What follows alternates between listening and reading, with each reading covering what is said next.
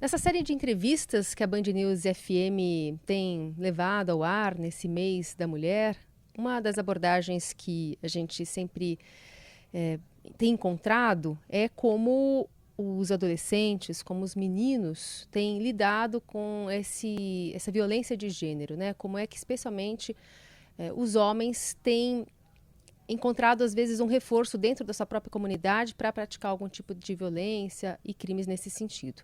Então, eu, Carolina Ercolim, Michele Trombelli, convidamos hoje para participar aqui da programação a doutora Vanessa Cavalieri, juíza titular da maior vara da infância e adolescência do país, responsável por julgar todos os casos envolvendo menores infratores do Rio. É também uma das principais vozes atuantes na proteção de crianças e adolescentes em ambiente digital do Brasil, com um olhar para casos de vulnerabilidade familiar, desafios tecnológicos e os impactos da violência e negligência no desenvolvimento infanto-juvenil. Doutora, muito obrigada por ter aceitado o nosso convite. Obrigada, Carolina, Michele. Eu que agradeço o convite para poder estar levando esse assunto tão importante para os ouvintes. Doutora, a senhora tem falado um pouco sobre o perfil dos adolescentes que têm chegado à vara, um perfil que tem mudado um pouco ao longo dos anos. A senhora está à frente dessa vara faz 11, 12 anos? 11 anos. 11 anos. Se você pudesse desenhar para a gente um arco do perfil desses adolescentes e do tipo de crimes que também a senhora tem analisado, como é que a senhora faria esse arco? Então, acho que posso chegar lá, começando em 2015, quando eu assumi essa vara, e até assim, mesmo antes de eu assumir, a gente tem estudos ao longo das últimas décadas, desde os anos 70, mostrando que havia um perfil muito bem definido de quem era o adolescente infrator no Rio de Janeiro. Então, era basicamente aquele menino pobre, muito vulnerável, em famílias que não tiveram acesso ao básico, né, direitos básicos, a uma moradia digna, planejamento familiar, educação de base, a profissionalização, etc. Assistência social, e que basicamente começavam ali muito cedo a entrar na vida do crime, cometendo atos de aquisição rápida de patrimônio, que são o tráfico de drogas, o furto e o roubo.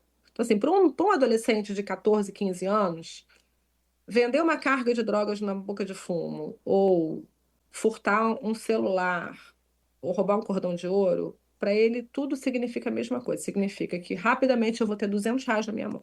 Está muito ligado à realidade social do Brasil. O que a gente percebeu foi que no final da segunda década, ali, a partir de 2019, esse perfil mudou. É claro que esse garoto continuou a chegar e vai continuar chegando durante muito tempo, enquanto a gente não tiver essas políticas públicas preventivas, mas passou a chegar também um outro menino, uma outra menina, que não costumavam frequentar as páginas policiais dos jornais, que não costumavam frequentar o sistema de justiça criminal e infracional, né? Meninos e meninas de classe média, classe alta, alunos das melhores escolas da cidade, moradores dos bairros nobres, em famílias estruturadas, pais e mães com curso superior, com carreira, com profissão, e que não cometiam furto, roubo e tráfico. Cometiam outros tipos de atos infracionais, outros tipos de crimes, de tipos penais, muito inclusive mais violentos e mais cruéis. E principalmente depois da pandemia, isso ficou muito mais acentuado. Assim, começou a aparecer timidamente antes da pandemia, mas depois de 2022, isso foi assim uma explosão e quase sempre cometendo os crimes com algum componente de uso da tecnologia. Maioria meninos. A maioria é meninos, assim, isso historicamente no mundo inteiro, o número de criminosos é sempre muito maior entre homens do que em mulheres, e entre adolescentes infratores, assim, a gente tinha, antes da pandemia, 95% eram meninos. Depois da pandemia, 90% são meninos. Então, assim, dobrou o número de meninas, mas ainda é só 10%. E aí queria que falasse um pouquinho a respeito desses crimes e o quanto tem chamado a atenção os crimes de gênero, doutora. A gente tem percebido, então, que vem uma violência que não está ligada à aquisição de patrimônio, né? E aí eu acho até que é uma questão bem interessante do ponto de vista de estudos sociológicos e antropológicos, que a gente sempre escuta falar no Brasil há muito tempo, que os especialistas de segurança pública falam que o problema da violência no Brasil é a desigualdade social da nossa sociedade. E esse cenário atual mostra que isso não é verdade, porque a violência ela está sendo muito mais intensa em quem está no topo da pirâmide da desigualdade social. Mas, assim, o que a gente tem notado, assim, aumentaram as injúrias, né, os crimes contra a honra, então seria racismo, homofobia, misoginia, o capacitismo, a gordofobia, as difamações, as injúrias no ambiente virtual, muito favorecidas também por aquela falsa ideia de que no ambiente virtual eu estou anônimo, né? Assim, a gente vê isso acontecendo até entre adultos, né? Esse fator da internet, que é o que o Jonathan Haidt chama de relações descorporificadas, que favorece uma maior, vamos dizer assim, um maior encorajamento da violência e da crueldade. Coisas que são faladas na internet, muitas vezes as pessoas não teriam coragem de falar olhando no olho de quem está do outro lado. E a violência sexual, a gente tem percebido um aumento, inclusive a violência sexual digital, como os nudes, né? Então, a divulgação de nudes, a pornografia de vingança, o fake nudes com inteligência artificial, estupro virtual. Então, uma série de aliciamento, grooming, né? Uma série de sextortion. Então, assim, uma série de crimes que quando a gente estava ainda na época analógica, não aconteciam com o agravante de que o ambiente digital ele amplifica, né, o crime. Então, assim, imagina só, se lá antigamente, nos anos 90, uma mulher, uma menina tirasse uma foto nua e entregasse essa foto impressa para o namorado, e ele quisesse mostrar para os amigos, assim, ele ia ter que ter uma rodinha ali com 4, 5 amigos para mostrar, né? Ele não ia entregar essa foto para os amigos e falar assim, agora sai espalhando e mostrando para todo mundo. E a gente tem percebido, assim, um aumento da misoginia, na verdade, da supremacia branca, eles andam juntos, né? Assim, fóruns e grupos na internet, especificamente numa plataforma que é hoje a mais usada para atos de extrema crueldade, que é o Discord. A gente tem percebido assim que os mesmos grupos que eles chamam de panelas, né? Então as mesmas panelas, onde tem a homofobia e a supremacia branca e o neonazismo, também tem a misoginia. Isso tem crescido muito de uma forma bem assustadora. E aí, você tem mencionado bastante desses crimes virtuais. Quando e a quantidade que é possível dizer em relação ao universo, de quando eles extrapolam para o mundo real? Assim, tem extrapolado muito, né? Principalmente nas panelas do Discord. O que a gente sabe, que tem aprendido com neurocientistas, com psiquiatras, com psicólogos, é que existe um fenômeno científico, um fenômeno neurológico, que é a dessensibilização em relação à violência. Então, assim, qualquer ser humano que é exposto a uma situação que causa sofrimento e é exposto a essa situação de forma repetida, muitas vezes, o cérebro daquela pessoa ele vai criar um mecanismo de proteção para aquela pessoa sofrer menos com aquela situação de exposição à dor. O cérebro vai se tornando insensível àquilo. Imagina assim, vou dar um exemplo aqui bem fácil de entender. Imagina um chefe de cozinha que toda hora ele queima a mão na panela. Ele vai perdendo a sensibilidade na ponta dos dedos. Então ele pode pegar uma panela quente, ele não sente o calor, né? Uma pessoa que nunca fez isso vai botar a mão, vai queimar, vai sentir dor. Então, esse fenômeno da dessensibilização em relação à violência, ele está acontecendo muito cedo, na infância e na adolescência, com pessoas em desenvolvimento, crianças e adolescentes, que não deveriam ter acesso àquele conteúdo jamais, assim, não deveriam nunca ter visto aquilo. Estão vendo diariamente, estão vendo semanalmente, seja nessas panelas do Discord, seja nas redes sociais, porque isso é entregue pelo algoritmo da Meta. Conteúdos violentos, a senhora diz, conteúdos de Conteúdos violência generalizada.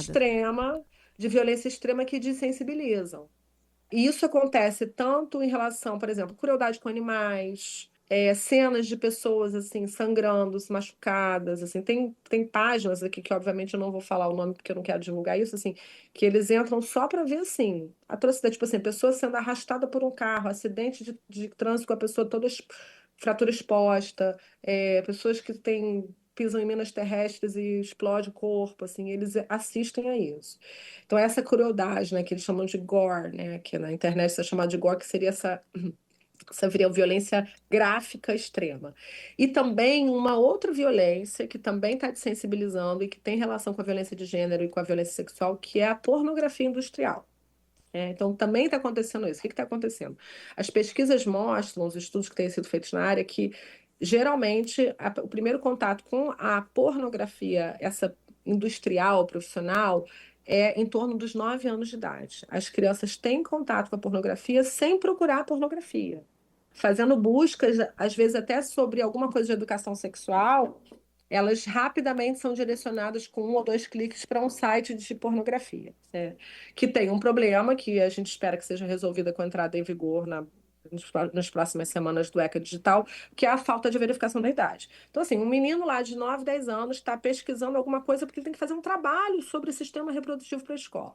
E aí, em 2 cliques, ele vai parar num Xvideos da vida.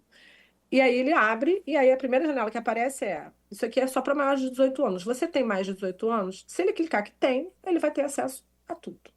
E aí eles começam a acessar essa pornografia muito cedo, meninos e meninas, quando não tem idade para estar vendo aquilo, né? Uma imagem de uma relação sexual exibida para uma criança é uma violência sexual, uma forma de abuso sexual passivo. E aí ele começa a ver o que que ele vê lá? Ele não vê uma relação afetuosa entre duas pessoas que se gostam, ele vê uma cena que é quase sempre misógina, violenta e degradante contra a mulher. Então ele começa a olhar aquilo e achar que aquilo é o normal, que aquilo é como é uma relação sexual, né? E ele vê uma vez, e talvez ele fique meio chocado e talvez fique excitado também, porque, né, o sexo latente ali, ele vai gerando uma excitação. Depois de ver aquilo toda semana, assim, a gente sabe, por exemplo, que a pornografia é extremamente viciante. Ela tem um mecanismo de liberação da dopamina, como as redes sociais, como as apostas online, como drogas em geral. E ele vai ficando viciado naquilo e vai começando também a não achar nada demais aquilo que ele está vendo. Aí ele vai procurando alguma coisa que estimule. Daí ele vai buscando o estímulo cada vez mais violento, mais bizarro, mais fora do que seria natural. Uhum. E aí a gente chega uma hora que a gente vê isso saindo da tela, da passividade de só assistir, e começa a ser reproduzido no meio presencial, nos relacionamentos, nas relações entre eles. Assim, é muito frequente a gente ver, assim, não é de hoje, estupros coletivos entre adolescentes, assim, com meninas, assim, eu vejo isso desde 2015, quando eu assumi a vara, já tinha processo de adolescente de classe alta estuprando colega de escola, numa situação que geralmente eles filmam também, então a gente assiste a cena, e que você vê que claramente aquilo é uma reprodução de uma cena de um vídeo pornográfico. Doutora Vanessa Cavalieri, gostaria de saber, na sua visão, como uma pessoa que está mergulhada nesse universo diariamente, que estuda isso, que trabalha diretamente com isso, você acha que a gente regrediu muito? Porque eu sempre falo assim, para mim o machismo era uma coisa há 10 anos atrás, que eu falava assim, não, daqui a pouco a gente vai superar. Hoje em dia eu mesma já tenho muito mais consciência do que eu tinha 10, 15 anos em relação a isso e acreditava que a sociedade estava indo nesse mesmo caminho. Vendo tudo que a senhora vê e atua no dia a dia, a senhora acha que a gente regrediu em relação àquela cultura mais machista arraigada de 30, 40 anos, em que as mulheres praticamente não tinham direitos e a gente muito conquistou, mas talvez a gente deu muitos passos atrás em outros aspectos?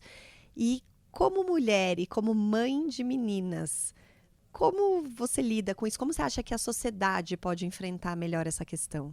Olha, Michelle, sua pergunta é fantástica, assim, a gente podia escrever um livro sobre isso, né?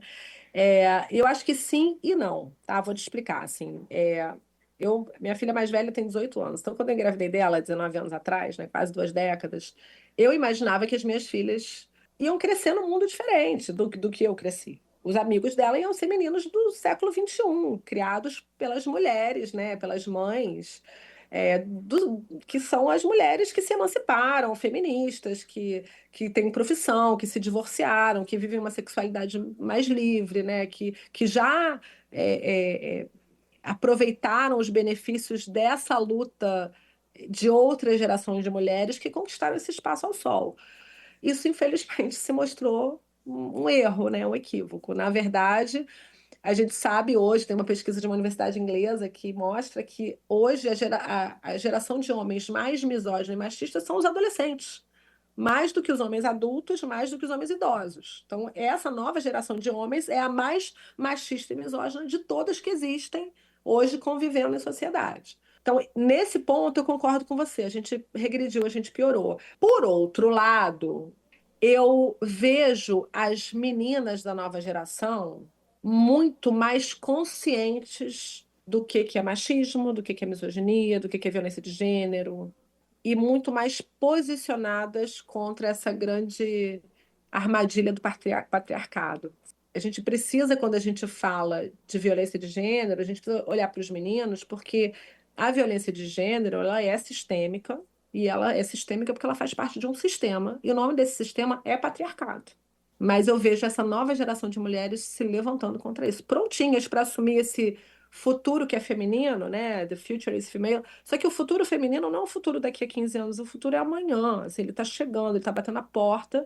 E essas meninas, elas sabem o que é gaslighting, elas sabem o que é mansplaining, elas sabem o que é machismo, elas identificam isso quando acontece. Então, elas estão atentas. Então, nesse ponto, eu acho que a gente está bem melhor. Porque, assim, quando eu era adolescente, eu e as minhas amigas, a gente sofria violência de gênero e a gente não percebia. E hoje as meninas percebem. E aí eu acho que uma coisa que precisa ser falada é que a gente só vai mudar isso através da educação, né? Eu vi a Luciana Temer ontem falando sobre isso, assim. A gente não tem que parar de enxugar gelo, né? É importante ter leis duras, é importante punir os responsáveis, é importante ter uma série de medidas de repressão, mas, assim, prevenção mesmo é através da educação da nova geração de homens, né? De nova geração de meninos. E aí eu acho que o poder também está na mão das mulheres, porque, assim, sem querer que de forma alguma hiper responsabilizar as mães, mas a gente sabe que na nossa sociedade as mulheres são as maiores responsáveis pela educação dos filhos. E eu torço muito para que os homens assumam esse lugar na educação e que sejam bons modelos masculinos, mas a maioria das mães brasileiras são mães solo, né? Então, assim, os meninos estão sendo educados por mulheres. Então, as mulheres precisam se preocupar com essa educação, não vou nem dizer feminista, mas é uma educação antimachista, uma educação anti-misoginia, uma educação que faz um letramento de gênero nesses meninos desde a hora que eles nascem, né? Doutora Vanessa Cavalieri, titular da Vara da Infância e Adolescência do Rio de Janeiro, que é a maior do país, e está de olho, né, nesses casos no dia a dia. Entre uma audiência e outra, cedeu nosso tempo aqui para conversar com os ouvintes da Band News FM. Doutora, muitíssimo obrigada pela conversa.